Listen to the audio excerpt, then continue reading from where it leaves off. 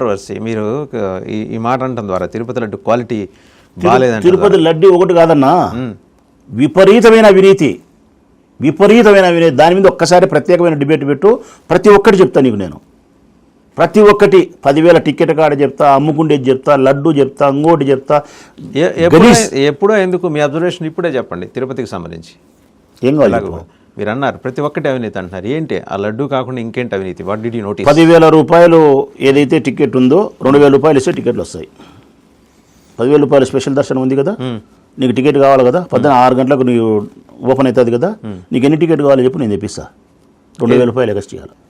2,000 extra ఇస్తే ఇన్ని టికెట్లు కానీ వస్తాయి నీకు. బట్ లిమిట్ ఉంది కదా దానికి, ఏదో 800 టికెట్లు ఉన్నాయి. 800 టికెట్లు నీకు ఒకటే కదా రావాల్సింది. మామూలుగా మీరు నలుగురు పోతే నలుగురే కదా, అది ఆన్లైన్ ఓపెన్ అయితేనే తీసుకోవాలి కదా, అవసరం లేదు. నువ్వు 12,000 నాకు ఇస్తే నీ ఇంటికి వస్తాయి టికెట్లు. ఓకే, ఆ ఫెసిలిటీ కూడా కల్పించారు. బ్రహ్మాండంగా ఉంది.